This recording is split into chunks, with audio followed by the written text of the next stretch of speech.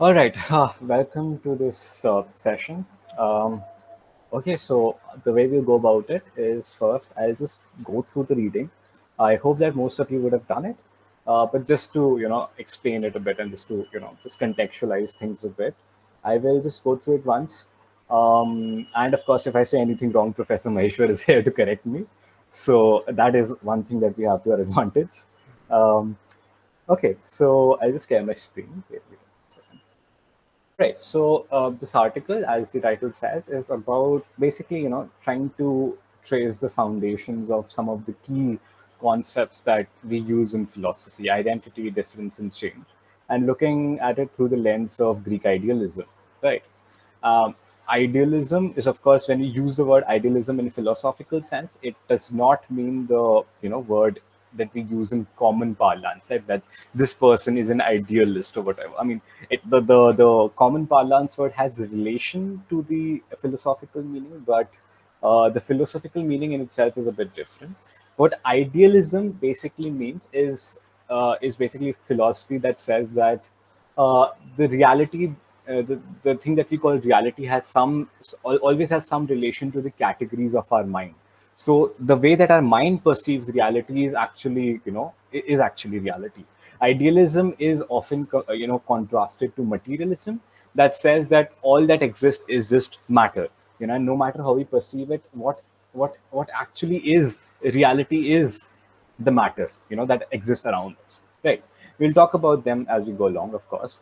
So the one of the first thinkers that we introduce that are important to Western philosophy are the Eleatics, the chief among them being Parmenides. Parmenides is often referred to as the father of metaphysics because the sort of questions that we ask in philosophy today kind of find their origins in Parmenides, right? So what basically Parmenides' principle was, it can be, his philosophy can be summed up in one line, where he says that, where is this quote?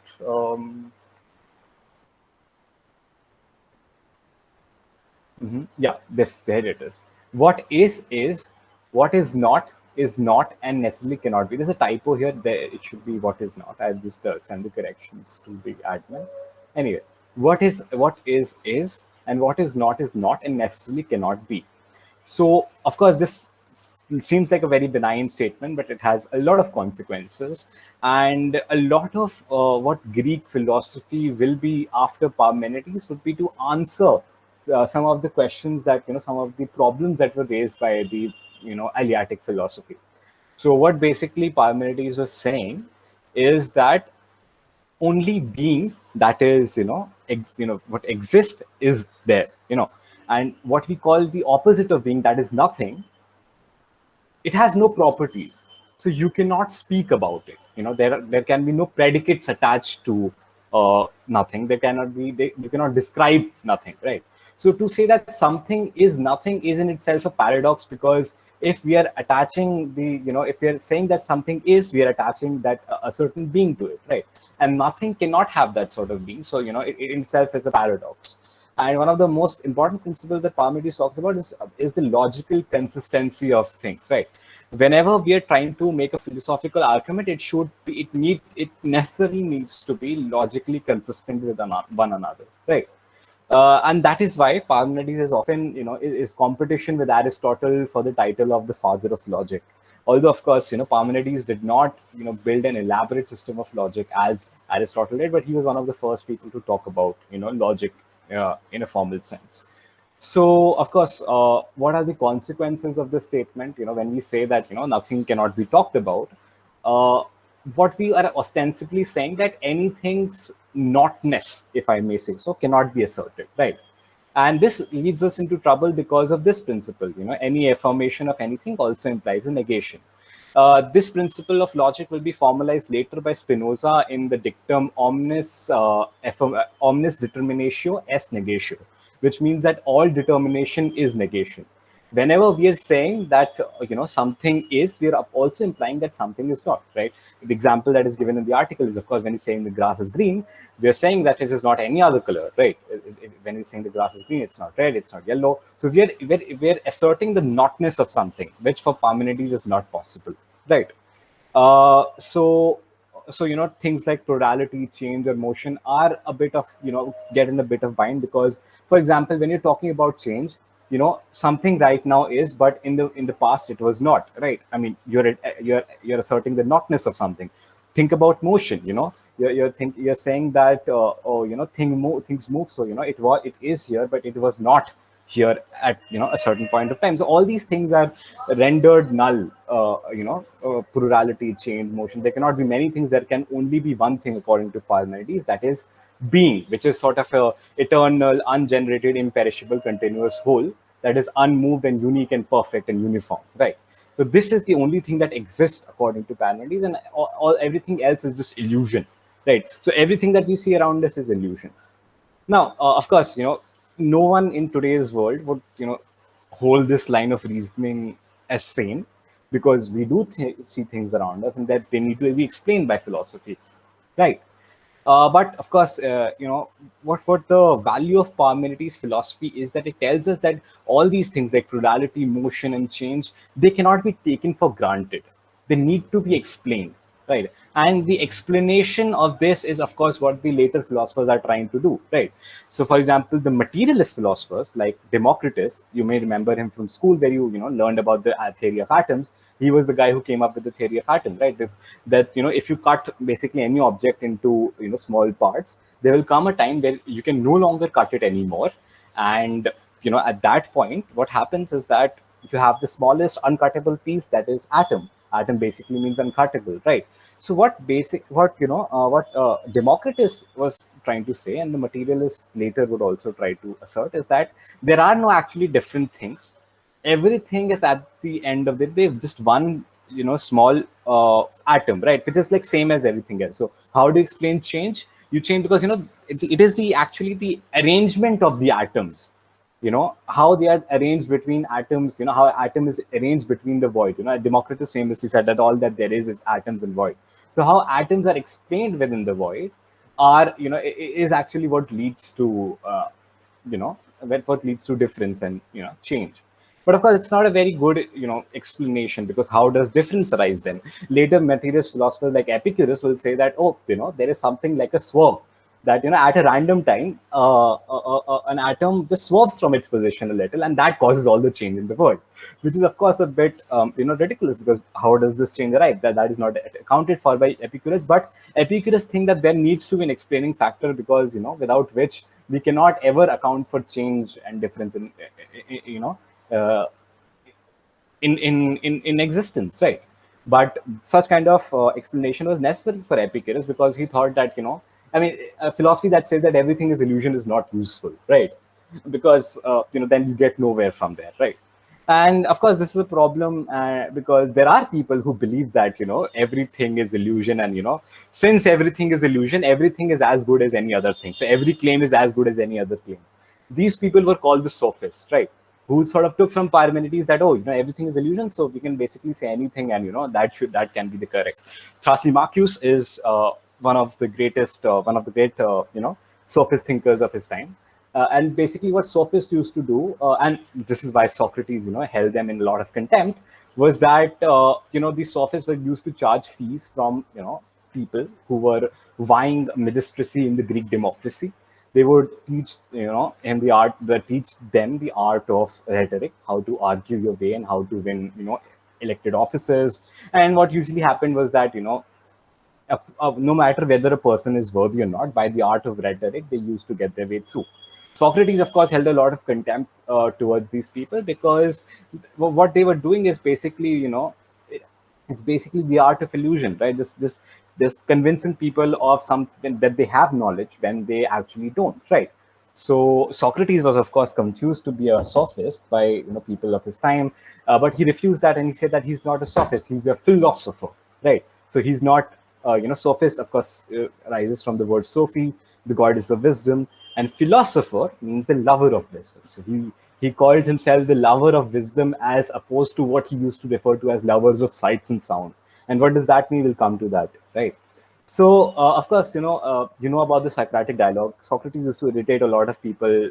This goes around Athens, ask them different questions, and basically what happened. He used to engage in a dialectic with them till that they think that that till the people thought that they do not have the knowledge that they thought that they did. Right? He would go to artists and ask them what is beauty. He says that beauty is this thing. Beauty is a beautiful painting. Beauty is a flower. Beauty is a butterfly.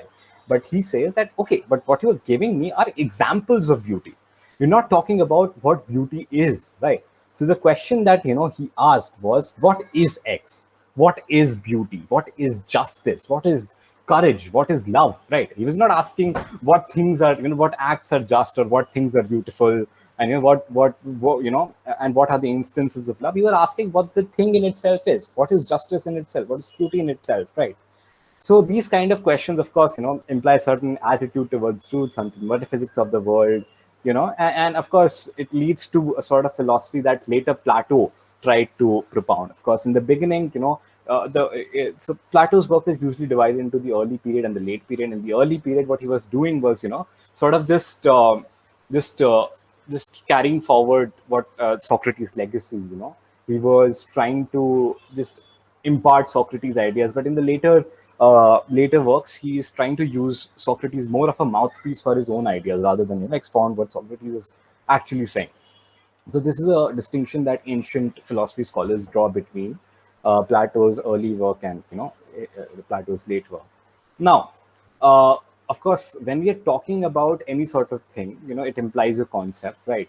For example, when I say, the example that is given in the article, when I say that this ball is warm, I'm invoking concepts like ball-like and warmth, right? But of course, these concepts that we're talking about is different from the concept that we talked about last time. We're talking about philosophical concepts as Deleuze talked about them, right? So don't confuse that with them. When he's talking about concepts, he's talking about ideas. He's talking about forms, right? So, what basically true knowledge for Plato is the knowledge of the concept itself, right?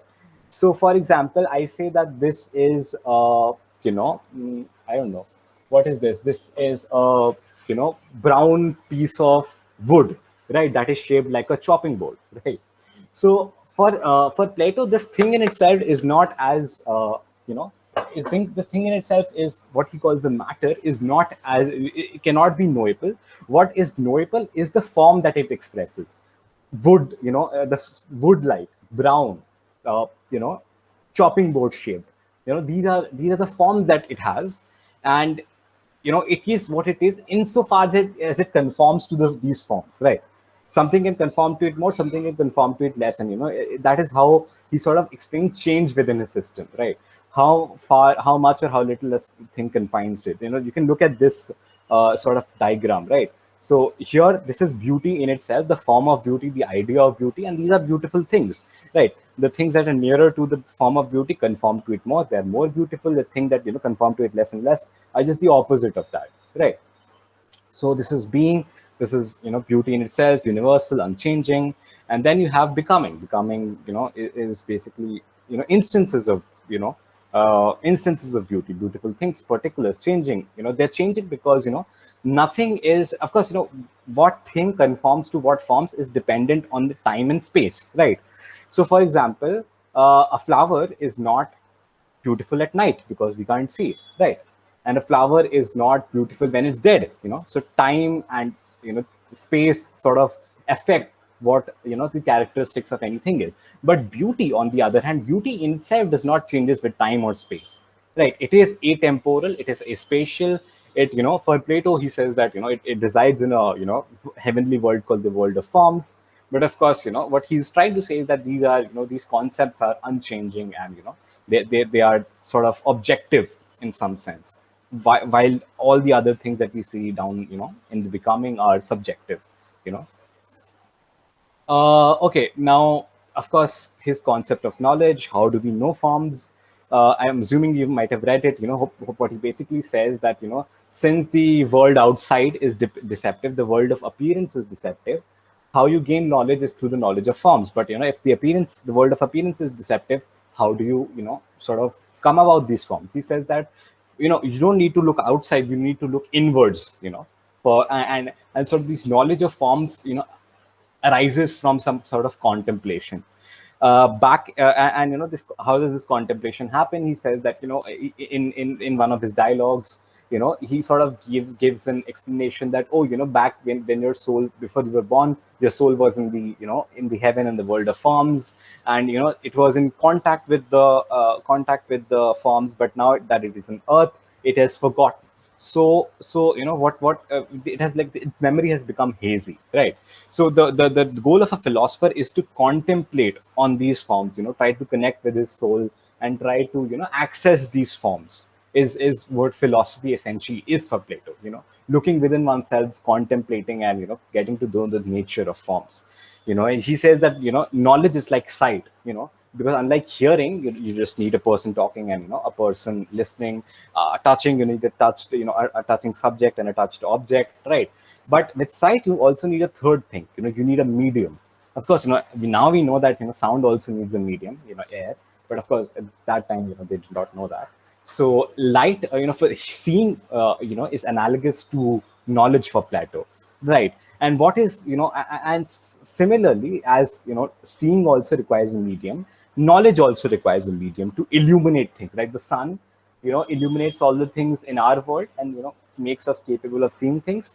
Knowledge is knowledge is given by the illumination of something called the form of good, which is something that Plato calls the form of forms, right?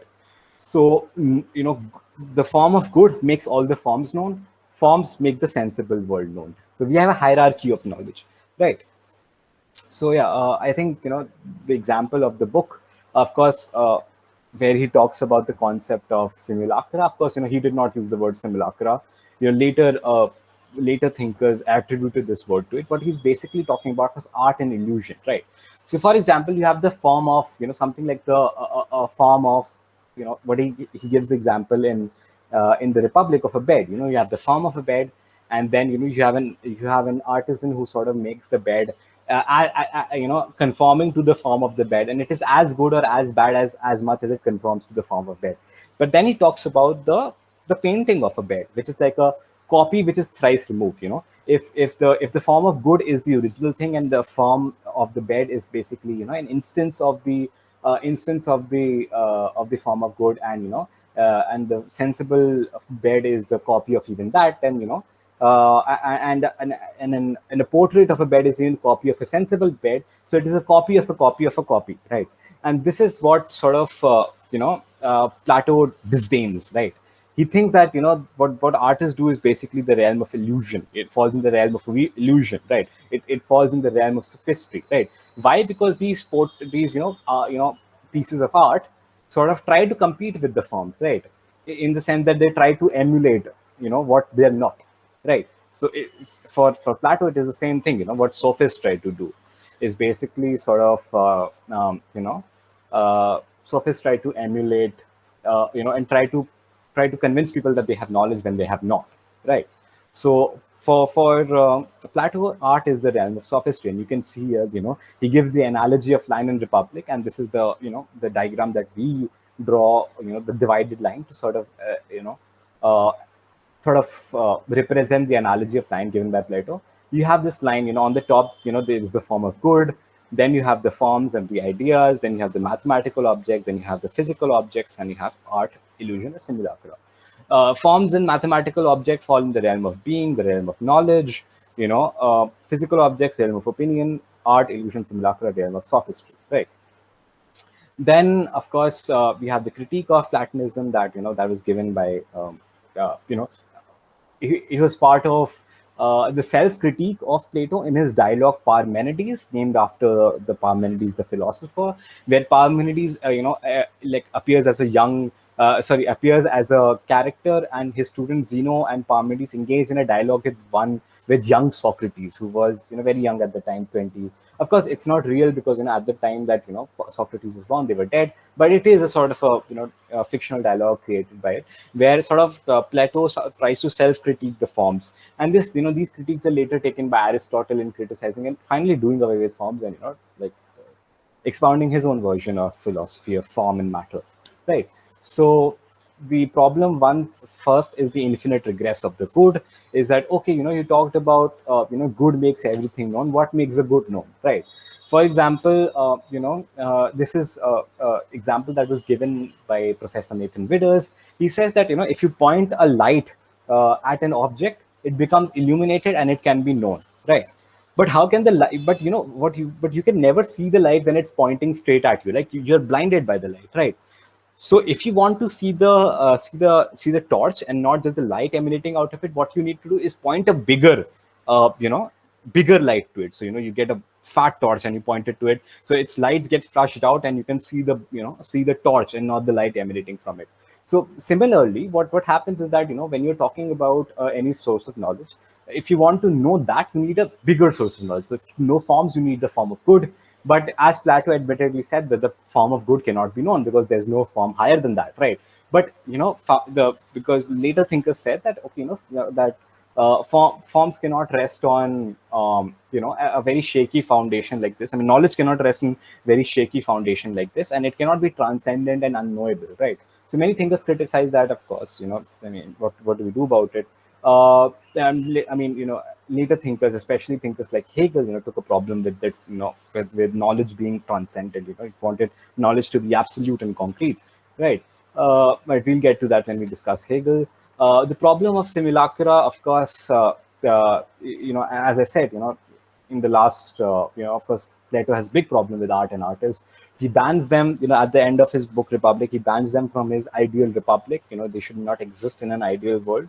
Although he, recognizes the loss of aesthetic pleasure that comes out of, seeing the world of art, but he's still like, nah, man, we can't have them because they challenge the forms, right? For example, if an artist can equally convince that he's a lawyer, he's a judge, he's a carpenter, everything, right? And so why would people only believe that they can be one of these things and not all of them? Why would people believe that they can only be what they are justly allowed to be by some sort of transcendent knowledge, right? So it sort of puts Plato's philosophical as well as political system in danger. So that is why he says that okay, bye bye. So and Deleuze, of course, he sort of he and Nietzsche and Deleuze both. Nietzsche does it first, then Plato. He's trying to sort of inverse Platonism in the sense that tries to assert the primacy of what is rendered to the realm of illusion by Plato, and it helps it helps to rise to the top. Oh, also one thing, the form of good, you remove one of the O's, it becomes God, right? So the form of good is later philosophers like Saint Augustine, I think, yeah, Saint Augustine, sort of said that the form of good is what the non-Christian thinkers it was as closest as they came to the concept of a god, right? And Saint Augustine believes that Plato could not have done it, all on his own. He believed that he went to Egypt, on one of his travels and sort of got a copy of the Bible, had it translated and then copied his ideas and and was presented at his own philosophy. So at that time, we did not have a Turnitin, so probably we'll never know whether the work was plagiarized or not. But this is what he thought the of the thing. Before we move to Aristotle, and after Aristotle, we'll open the floor for discussion. Do you have any doubts or questions regarding any of this that we have discussed? Parmenides and Plato. Before we move on. Oops. Wait, I'll stop sharing my screen. Yeah. I hope the article was clear and you have a solid foundation. If you have any doubts, of course, you can ask. If not, we'll move on to the next.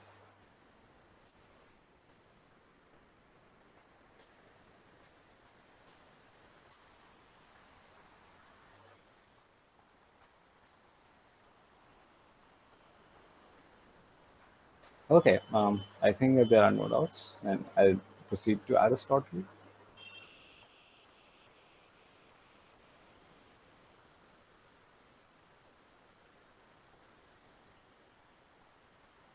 All right. Now, Aristotle, of course, does not believe in transcendence of forms.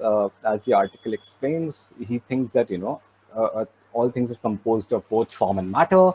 But forms do not have a separate existence. And they do not exist in their own world of form, but they're only predicates or description of something, right? And what a form basically is a common category, right? That all these common things belong to, right? So, for example, when I see wood, again and again, I have this idea of what wood looks like. When I see the color brown again and again, I have this idea of brown, what brown looks like. And when I sum all the brown things together, I can, label it as a category called brown. But this brownness does not have a existence that is separate from the form of, brownness. It is a part of the object itself. That is what, sort of. What Plato is trying to, Aristotle is trying to do here. When you say that gold is a yellow, heavy, soft metal, yellow, heavy, soft, and metal are the predicates that are attached to gold, right? So, and the gold in itself does not have an existence apart from this these qualifiers that are attached to it. And if we strip all something of all its predicates, what we have is pure matter, a formless matter. It has no color, it has no shape, it has nothing, it has no attributes, right? This formless matter is what Aristotle calls substance, right? And then he talks about his teleology, that there's an identity between forms and ends, and that what the form of an object is directly related to its end or its purpose, right? For example, a chair is shaped like a chair because it serves a purpose, that is sitting.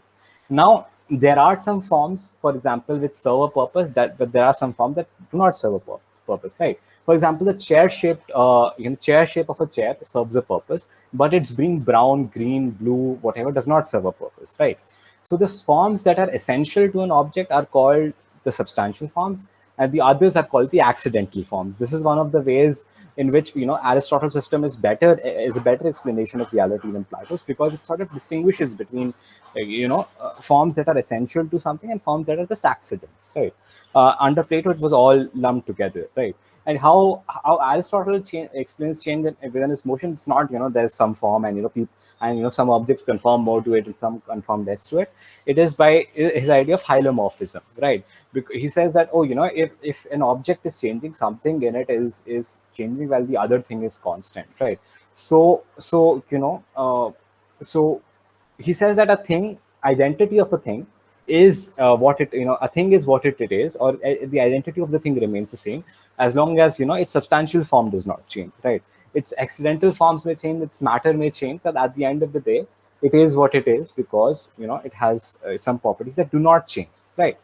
So yeah, these properties are what is called these property, and this is where his theory of hylomorphism comes in, that how to explain change. Substantial form remains same, all the other forms change, right? So this, and you might have, I explained the the ship of Argonauts example, that for example, if a ship is sailing, right, and all the materials of the ship is sort of removed, it's the ship of Theseus, very famous philosophical puzzle. All it suffers to storm, and all the pieces of the ship, every part of wood, every part of cloth is changed in a manner that no part of the original ship actually remains. In this case, is it the same ship? If you look at from materialist point of view, that only matter exists, someone like Epicurus, Democritus will say, oh, it's a new ship. But for Aristotle, the substantial form of it has remained the same, right? Because it is still that same ship, that whichever purpose it sailed for, right?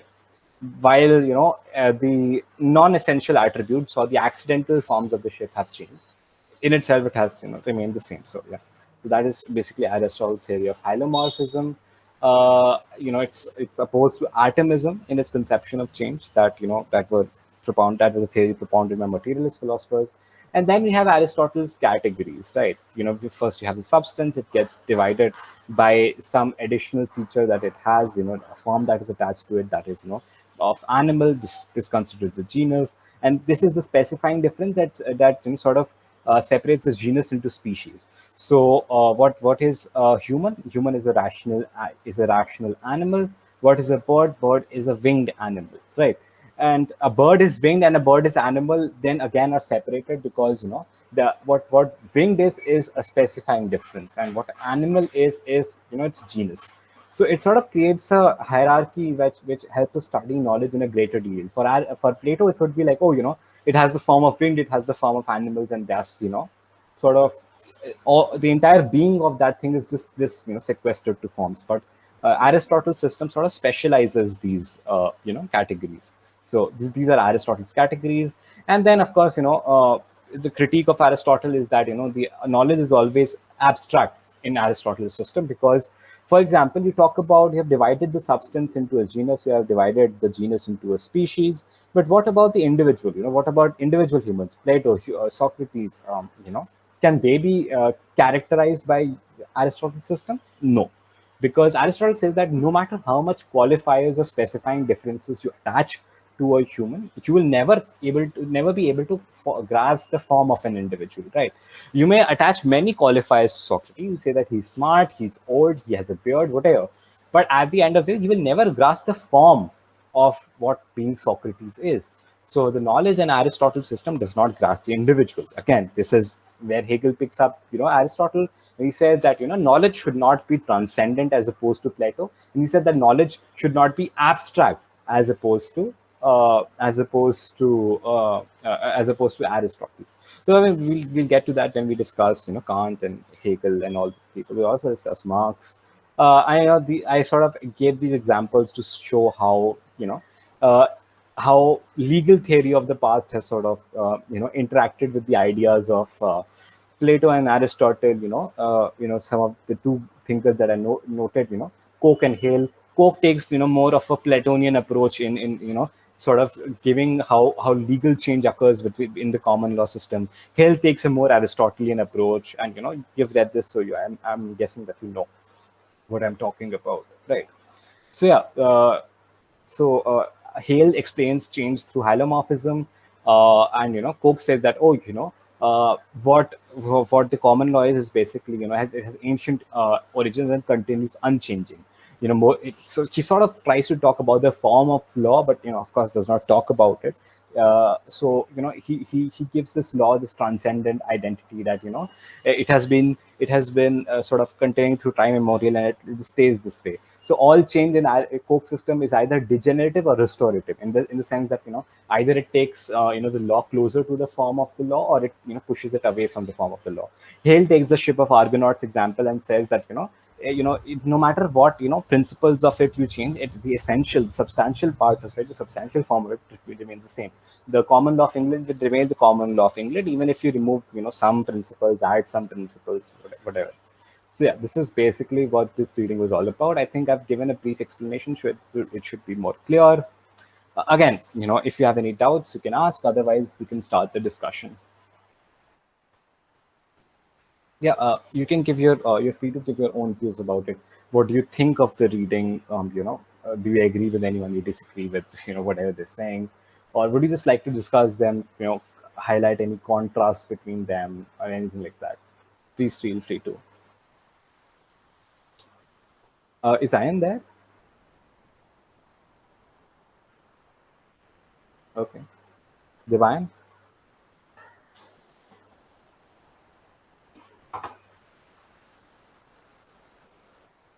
Yeah, take your time and just think about what you want to say, and you can start the discussion.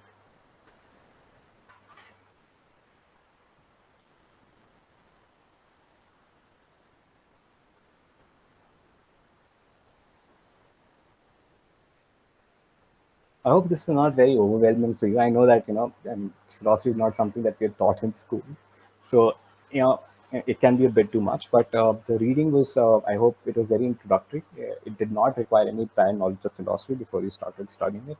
So I think that it should have been okay. But yeah, if you have any issues, or there's some point where you would want me to repeat, or want something, an explanation, something, you can go ahead.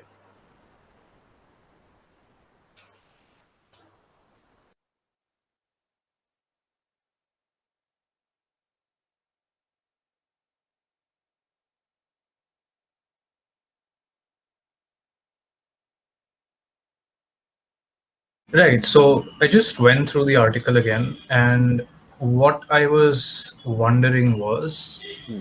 it seems that Plato's idea of forms and Aristotle's idea of like matter and like stuff, Mhm. it doesn't seem to be completely contradictory. Like there is a possibility that both of them can coexist at the exact same time.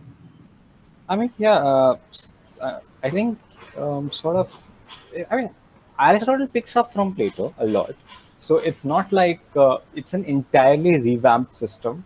What Hegel sort of sees, for example, is that he sees all these, thinkers in tradition like Plato, and then you have Aristotle and Kant, sort of talking in continuity with one another rather than speaking over one another. Of course, there are parts of their theory that they reject as part of their theory that they take up, but yeah, essentially they're sort of in the same tradition, I'd say. Yeah. But then more specifically, I was thinking when Aristotle says that everything has a substance specifically, isn't that just another way of saying that there's a like it's not inconsistent with saying that there is a common form of it that exists in abstract, which is being emulated? Oh yeah, yeah, that is actually a big criticism of Aristotle's philosophy. For instance, it's what Hegel calls that their philosophy is dualistic, in the sense that they talk about matter and then they talk about form. For instance, Plato talks about it, but in talking about this form and matter distinction, what Hegel points out is that Plato forgets that in essence what matter is also universal then, right? So there is a form of a matter which sort of which is in itself contradictory. So yeah, that is a very fair criticism of their philosophy. Even substance, if everything has a substance, then substance is also universal, and therefore it is a form. So you still have two explanations of the universe. You have one, that's on parallel. Once you have the matter, and then you have the form. And of course, later philosophers will try to explain it either, or do away with it, and etc. etc. Yeah, that is a very fair criticism. Thank you. I mean, I also encourage first years to ask more questions, because I think that this is the first time that you might be, coming across Plato and Aristotle. So I think that you will have more questions. Yeah, Manya, go ahead. Yeah, I was just rereading the passage, and I happen to notice the very stark difference between the Eleatic school and Plato's theory of forms, Hmm.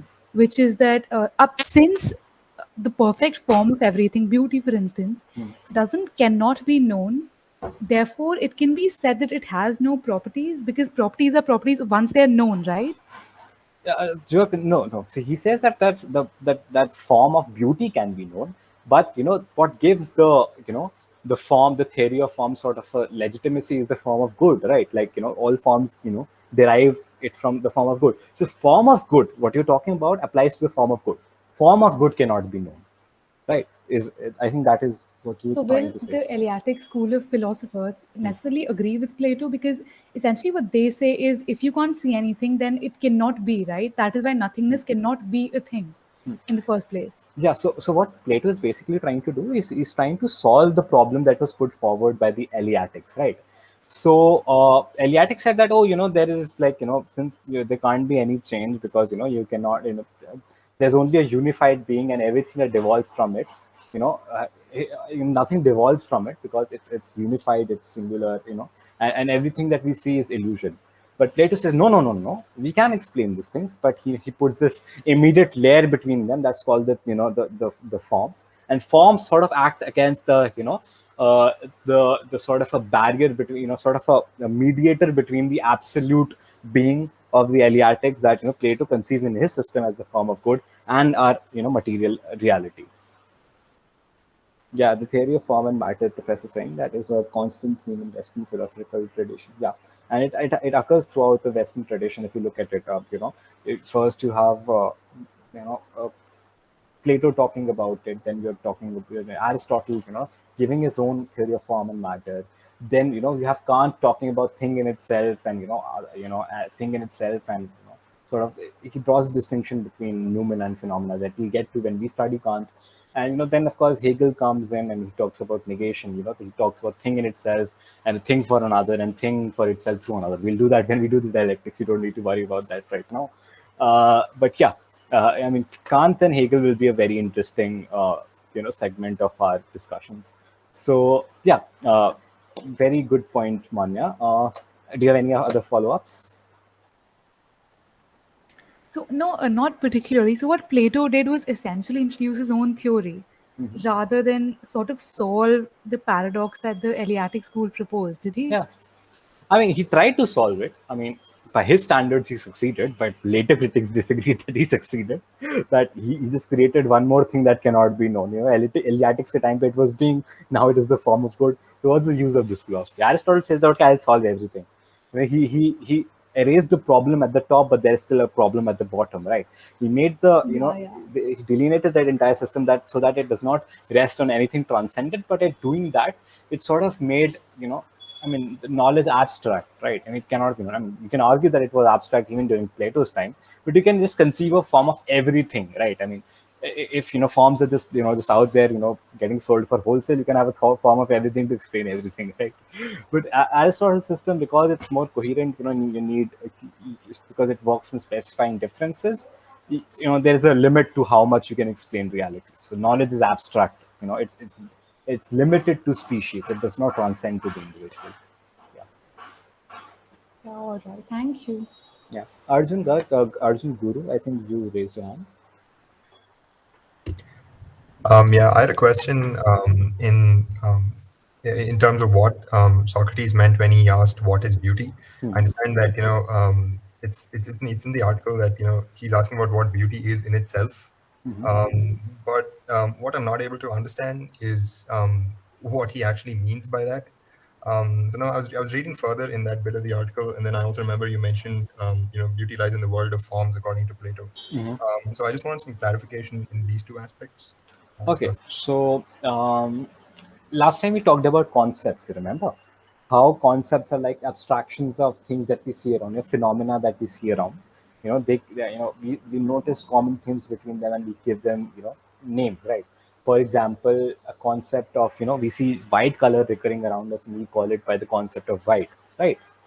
So this concept is what basically, Plato is talking about in his theory of ideas or theories form, right? So he says that, okay, this concept that, this basically white, you're talking about, you have separated this concept from it. He just elevates it to the the world of forms and says that there is a universal unchanging form of this whiteness as a concept, and everything sort of it can be explained insofar as it qualifies to the form of beauty. What he's trying to do is trying to establish some objectivity in philosophy, right? Because if sophists come and say, okay, this is beautiful, that is beautiful, and everything is beautiful, well, what's the point, right? I mean, like you can very well say that everything is beautiful, and this is what Socrates despised. He thought that sophists did not have true knowledge, and where true knowledge lies is sort of in grasping what beauty is in itself. What is the form of beauty? What is the concept of beauty? So trying to understand that. So yeah, so this is what he's trying to say. There is a difference between the concept of beauty and beautiful things, right? You can have many beautiful things, and people who sort of and this is one reason he criticized artists for. He says that artists do not know what beauty is. They can only see and reproduce beautiful things. That is why he called them lovers of sights and sounds in his Republic, right? So he calls them lovers of sight and sound rather than lovers of wisdom. A philosopher is a lover of wisdom, but these people are just lovers of sights and sounds because they like pretty sounds, they like they like beautiful things, they like beautiful sound, but they don't understand what beauty is, right? They talk about justice, they talk about just and unjust act, but they do not understand what justice in itself is. So he's trying to establish some objectivity in knowledge. And that there is this unchanging world of form. It's the unchanging that's same for everyone. It's objective, right? Right. So correct me if I'm wrong. So beauty is more of a ideal aspect rather than a material aspect. Exactly, precisely. Okay. Understood. Yeah, yeah. So yeah, if anyone has any discussion, question, clarification, go ahead. I guess maybe just to follow up on that, like how will Plato even discover like justice and beauty? Because in Republic, his idea is just to say hey, let's train everyone, and then the one person who survives at the end of the training will become the forever philosopher king, and then we're going to feed the rest of the population propaganda and lies so that they believe us, and then ban everyone who does art. But Noble lie, the noble lie. oh Yes. yeah, but then how sure is Plato of finding success with the philosopher king, so called? I mean, it was a very influential idea if you think about it. Look at ancient Roman history.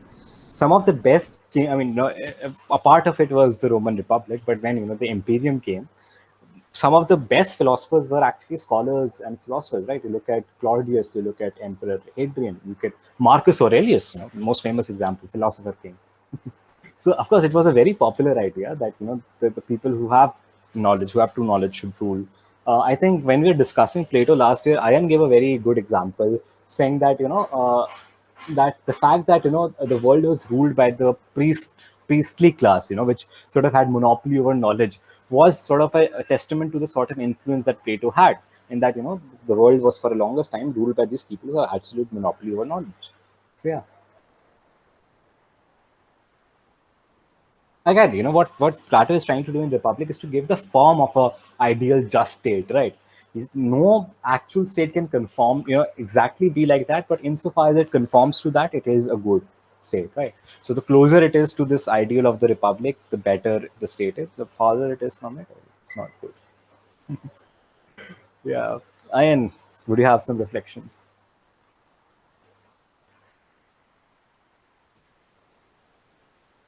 Oh, yeah. You're very welcome. We'll carry on for we'll carry on the discussion for a few 10-15 more minutes, and then we'll end. So yeah, reflections, questions, anything, follow-ups. Good.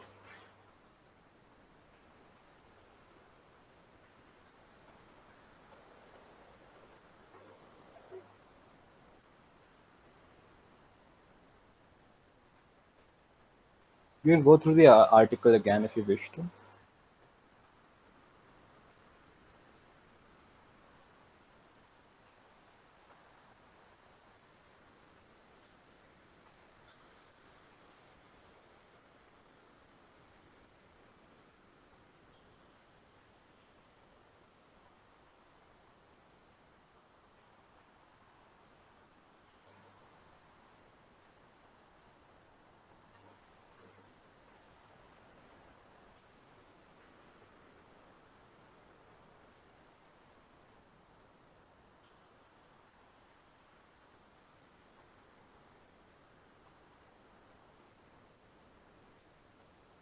Huh. If everything is clear and this reading was good, and you don't have any other discussions, questions, clarifications, then yeah, I think we'll close the session unless you want to say something.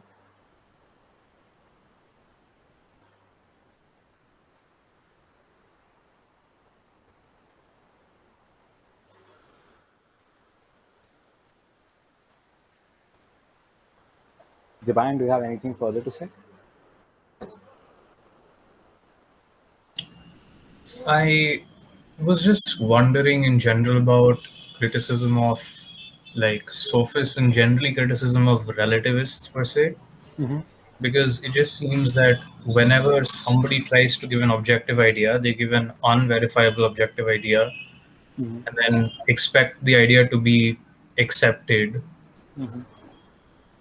instead of like, I'm just thinking along those lines, like what exactly is the strength of most of those claims in general? They just say that subjectivity doesn't make sense because there is this objective thing out there. Don't trust me, it's there. I don't know if it exists or not, but I'm telling you it exists, and I don't know what it is, but it's there. And so your subjectivity is wrong. Like even if the sophists went around making money, which is a separate matter, like as a matter of philosophy, how is saying that objectivity exists a very persuasive thing to a person? Yeah, Nietzsche did not think it's persuasive at all. Hegel thought that it's very persuasive. So it depends on who you're asking, right? Hegel talks about absolute truth, absolute knowledge, everything in absolute terms. Nietzsche talks about perspectival truth, perspectival knowledge, right? Depends on perspective, where you're looking at it from.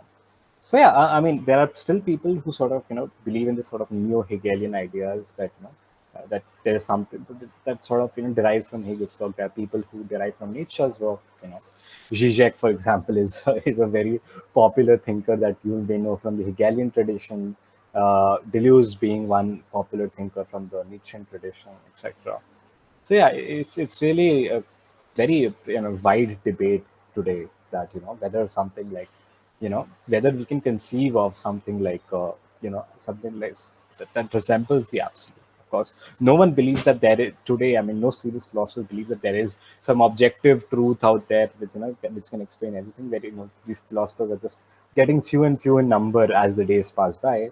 But yeah, people are still sort of looking for some sort of absolute explanation. It may not be, just this overarching grand narrative of sort, but yeah, still be a good explanation of the world around them. Yeah. I think this is a good point to close this session. Thank you for everyone for coming and having this very nice discussion. Thank you for Professor Maheshwar for gracing us with his presence.